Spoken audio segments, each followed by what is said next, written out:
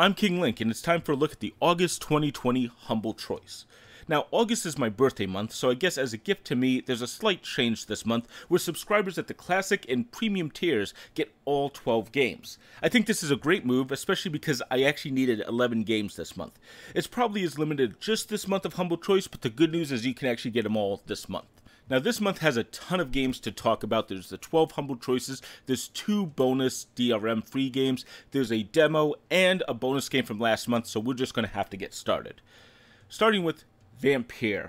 This is an RPG from Don't Nod, and from the name, I'm sure you can guess it's going to be all about vampires. It opens with you having recently been turned into a vampire, likely from an attack, and then you, unfortunately, attack your sister. From there, Vampyr will have you trying to hunt down the man who turned you and explore the city to find them. Now, the first hour here is extremely solid, but it could be misleading. This takes at least 25 hours to play through, so I've seen less than 4% of the game. There is a good action-based combat system here. I've already seen a few different weapons and took down my first boss. There's also a rather solid RPG system, and even an enhanced dialogue system with some discussions which appear to give players choices. The game also warns that they have like an aggressive save system. It sounds like they want to really make critical choices in the game, and with the idea of you being a vampire, I guess it's going to be something about like killing or charming different characters. At least there's hints of that, but unfortunately I have not seen that yet. I really like what I've seen here though, and if it wasn't for Horizon Zero Dawn being released on Friday, I'd probably already be playing more of this one. I almost definitely will be returning to it. I'm not huge on supernatural topics, as writers tend to adapt the lore rather than develop their own lore, but Vampyr does seem to be doing a great job with the concept. This game will definitely appeal to RPG fans, especially those who like engaging conversation systems. The combat is extremely solid, and the story and writing are engaging. Of course, if you do hate vampires or RPGs, this is probably not for you. So far, there's been about a 50-50 split between story and action, so be prepared for a decent amount of both. And since I was only able to see a small amount of this game so far, I'm actually going to link a video in the description from a fellow YouTuber, Never Know Best, who does great in-depth critiques of games. This one's an hour long though, but I would recommend you check out that video if you want to know everything about Vampyr to make a fully informed decision on the game. Hello Neighbor. Alright, I'm just going to come out and say it, I hate this one, and it's going to be a bit of a rant. I've heard a lot about how great this game is over the years and how unique it was, but this is the second time I've had to play it, and within 10 minutes I was looking for a guide. I followed the guide to even beat that first area, but without the guide I would have given up within minutes. There's absolutely no tutorial here, and there really needed to be one, but beyond that, Hello Neighbor expects you to know how to do strange physics manipulations, which are hard to do due to lack of controls and the lack of understanding of what Hello Neighbor actually wanted. And while the enemy AI is interesting, it's entirely too aggressive while trying to understand the obtuse tasks that the game expects you to figure out.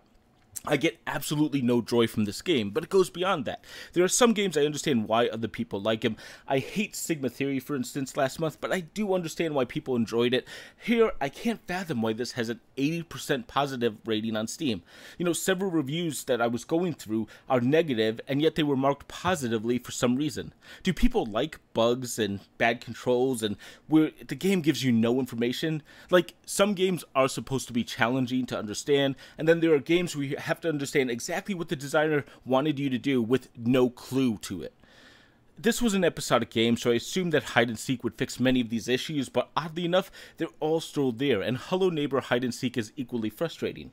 I don't recommend either Hello Neighbor game at all. I know there's a huge fan base out there for it, but I won't embellish or lie on this game. I don't get the popularity other than from screamers who overacted for their fans pretending it's super scary. It's just not a good game. Rant over. Wargroove. Now, if the first thing that comes to mind when you see this game is Advance Wars, you're on the right track. This is a PC version of Advance Wars, and it's rather fantastic. You're able to move your character tactically, and then the enemy will get a move. Each attack is fully spelled out, so there's no guesswork on the damage you do, and there's a good challenge here without being too hard.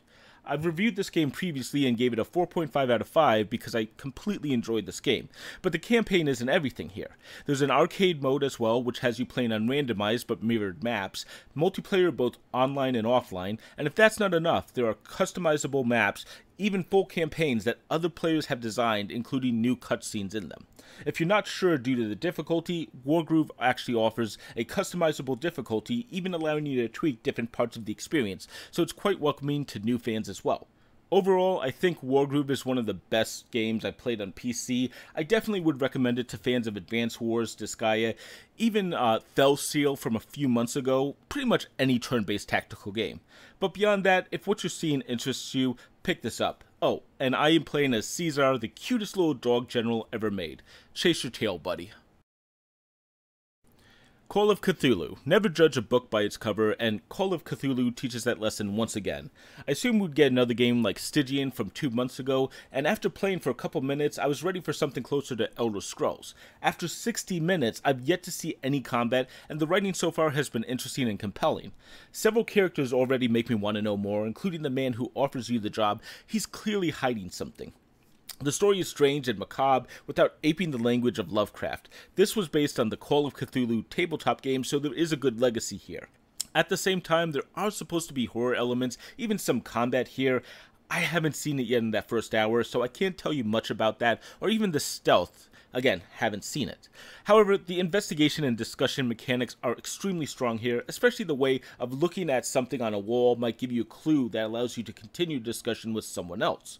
Now, if you like a game with great dialogue, you're probably going to enjoy this one, but I also feel like I haven't gotten far enough to decide if I want to go the distance. I feel like I need to play more because I typically don't like horror or stealth, but I haven't seen any of those survival horror elements promised in the first hour yet. I feel awkward about reviewing a game without seeing all the gameplay systems, but the good news is there's actually a video just released by Mandalore, another YouTuber I fully trust. You should check that out where he talks about this Call of Cthulhu game. I'm going to link it in the description. Little Big Workshop. Now this is another economic simulator. We've had a few of these with Railway Empire and Capitalism 2. This one is focused on a workshop where you build goods and sell them at market, as well as filling contracts with other businesses. I like the micromanagement aspects of the game, and the whole game revolves around building these workshop plans and then letting your workers assemble those goods. I'm not sure how much more there is in Little Big Workshop other than offering larger and larger plans with a focus on optimization. It is pretty passive for what it is. The art, though, is great, and there is a feeling that you're looking down at stuff placed on a desk or a table. You can also grow the business and floor plan over time, which will keep players coming back. I recommend this game if you love games like Tropico, Planet Coaster, or City Skylines, but it is a heavy sim. It's pretty enjoyable, and it has a decent challenge as well. Genesis Alpha 1. Genesis Alpha 1 starts with the player being tasked to find a new planet for Earth to populate. It's a spaceship builder, first-person shooter, management sim, roguelite. Confused yet?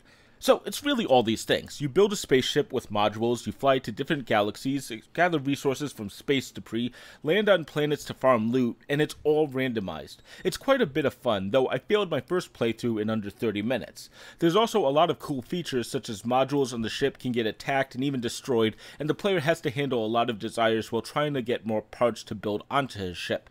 The one piece I already love in the game is that the spaceship you build is the main level for the game, and you can continue to grow and enhance it.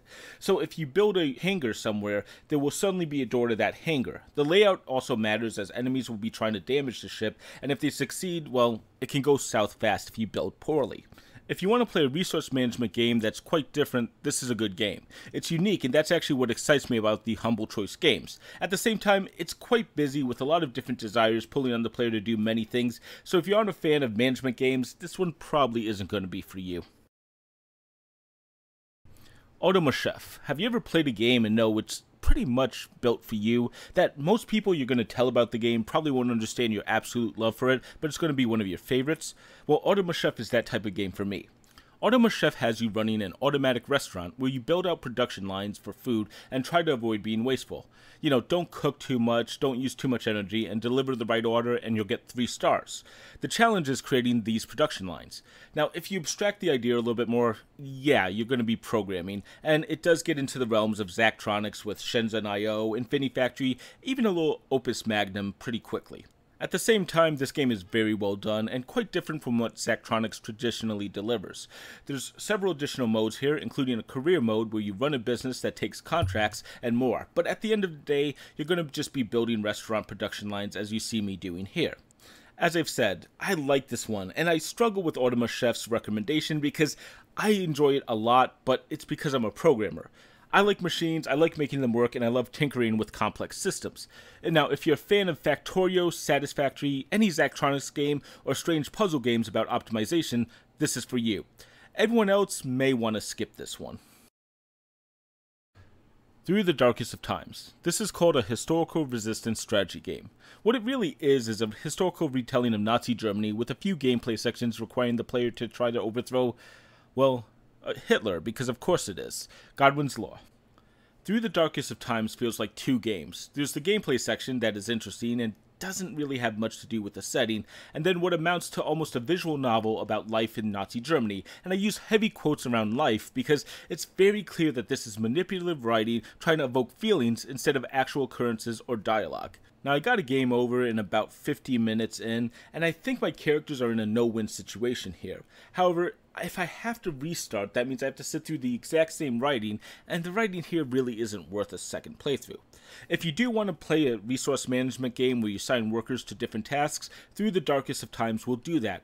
But I think there are much better games out there in that genre, and I think much of the appeal of Through the Darkest of Times is the Nazi Germany theme, but I didn't find that particularly strong, and if you remove it, there's not much left in the game.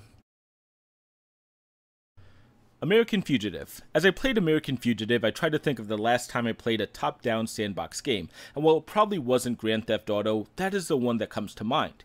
American Fugitive is a classic Grand Theft Auto clone for 2020, as the polish and upgrades that should be expected in any game released in the last 10 years with the classic mission-based gameplay of GTA.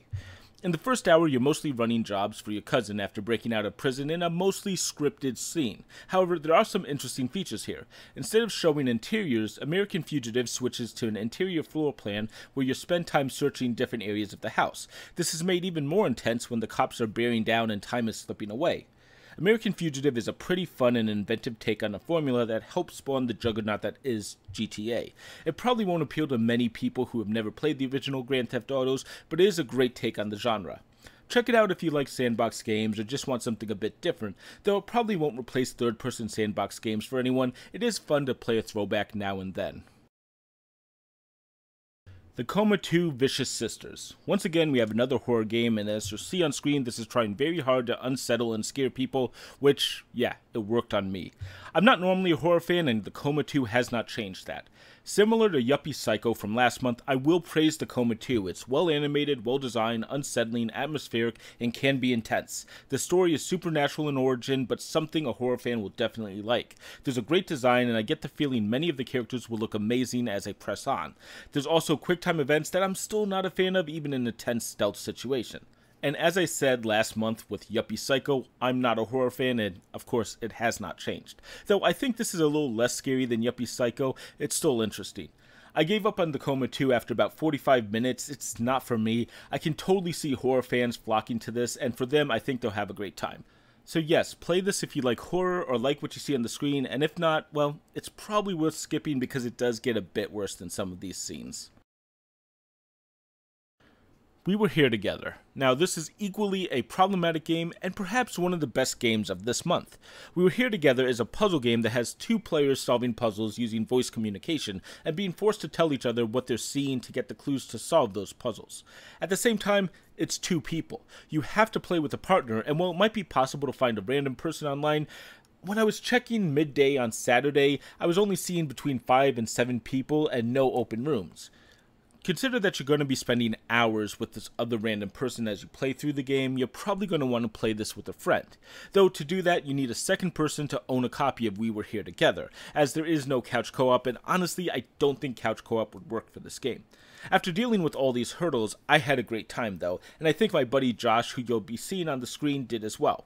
This is just the warm-up section in the game, but after this part, you're actually going to be separated into 2 different paths and have to figure out a number of puzzles, like I said, using that voice communication.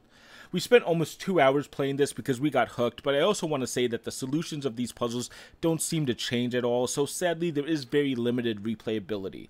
We Were Here Together, though, is an absolute blast if you like puzzle games and you have someone that you want to play with. It's kind of a less stressful version of Keep Talking and Nobody Explodes. I realize, though, it's not for everyone, and having to have a second copy of the game to play does kind of suck.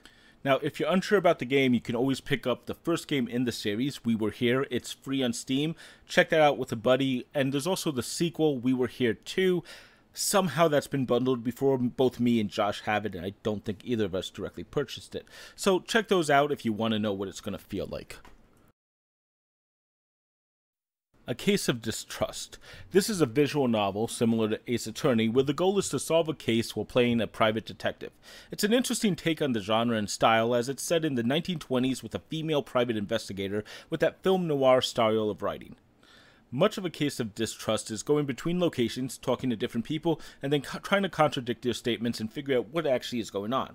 The first part of the case is pretty straightforward, but after you learn about the bootlegger who hires you, he ends up getting killed, and suddenly the game opens up, giving you more people to interrogate and a less linear story. The writing is excellent, evoking a noir detective novel style that they're going for. The characters are interesting and unique, and the visual style to A Case of Distrust is amazing as you watch scenes transition to others. There's also multiple branches where the game will give you one of two responses depending on your choices, though I don't think it will be worth a second playthrough as the core game doesn't appear to change and the game's a bit short. I recommend this one to any visual novel or detective fan. However, it's all done through text and there's a lot of it. If you want some action or adventure, you might be in trouble. So that's the 12 games you're going to get in the Humble Choice. We have 2 bonus games and a demo this month. Let's quickly talk about each. Zodiac XX is an underwater version of Ace Combat.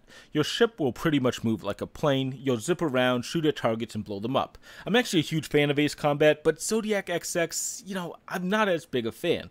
The second mission actually has players cruising through an underwater trench that's extremely tight and quite frustrating, and the levels seem to be based more on score attack rather than standard missions. It's an interesting concept, and I love the idea, but the areas for the missions are a bit too small for what it's expecting. Honestly, I just wish the execution was a bit better. Booth. Now, if this is reminding you of Papers, Please, that's probably not an accident. This is Papers, Please, but you're a food inspector instead of a border control guard. Booth pushes a heavier story for sure, but the way it layers its story outside of gameplay doesn't produce a better experience. The font and text size here is a little bit too hard to read at times, and the same is true about the items being moved. I wish they were a little clearer, especially when you're supposed to be spotting differences. Still, if you like Papers, Please, you can check this game out. Finally, we have a demo of a game called Wildfire, which is a game that's been out since May on Steam. It's a pixel art style platformer with a focus on using magic and elemental forces. The demo is pretty interesting, but you see, I'm a bit confused as to why it's in the Humble Choice when it probably should just be available on Steam for people who are interested in the game. Still, the first 2 levels I played through were interesting and it has potential as a game, but like always on these reviews, it's a demo. It really shouldn't change your opinion of the bundle. Finally, we have a bonus game from last month. Now, if you bought the bundle last month, you should now have a key for Vikings, Wolves of Midgard. It's an action RPG, it's a Diablo clone, and you'll wade through seas of enemies from Viking lore and collect goodies. I wish there was a little more loot, at least in the first map. There's an odd exposure system on one map that I wasn't fully in love with, but truthfully, I find the action RPG genre a bit too grindy in general. It is a free game though, so give it a shot if you got in last month's Humble Choice though.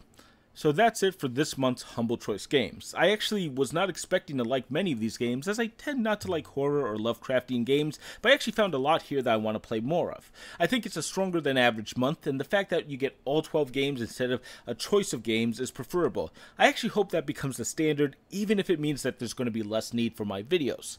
Speaking of which, since you get 12 choices at the premium or classic tiers, there's not really a reason for the weakest list, though I think the reviews showed which ones I would choose. Hello Neighbor, Through the Darkest of Times, the Coma 2, Vicious Sisters would definitely be on it. But since the 3-game tier is still an option, let's go through my strongest list. 5th strongest this month is Automachef. As I said, it just might be my bias, but I like this game and I think there's quite a lot of potential here. It's definitely more automation and puzzle than anything else, but I think it's quite clever with the setup and worth checking out. 4th strongest is We Were Here Together. It's not a single player game and you need a second copy, but I guarantee I'll be playing more of this before long. It's a unique experience and I think that's what makes it shine. Though, again, you do need a friend with a copy. 3rd strongest is Wargroove. I found this to be one of the best strategy RPGs I played. It's very similar to Advance Wars, but it also has a style that I find quite enjoyable. As you'll see on screen, there's actually a lot of content that other people have made, so you have more to play through if you enjoy the game. Second strongest is Call of Cthulhu. Like I said, I need to play more to decide if this is actually as good as the first hour has shown, but so far it's enjoyable and I really want to see how the story and game shake out. And finally, the strongest this month, so I hate giving it to the headliner because it should be expected, but Vampyr really makes me want to play more. It sounds like it's a meaty game too that will run over 20 hours, and the story makes me want to see quite a bit more of what they do with the lore. Truthfully, the top 3 this month are probably all on the same level, with each of them being worthy of being the strongest of the month. And thus we come to the end of the video, so I want to say thank you again for watching this far. It's been a blast making this video like always. If you enjoyed it, please consider subscribing or ringing that bell. I'll actually be doing a couple of videos every month between the Humble Choice, and then I'll be back next month to talk about the next set. On screen now should be my Wargroove review if you want to look at an in-depth look at that, as well as a look at Super Hot Mind Control Delete that recently came out as well. Until then, I'm King Link, and thank you for watching.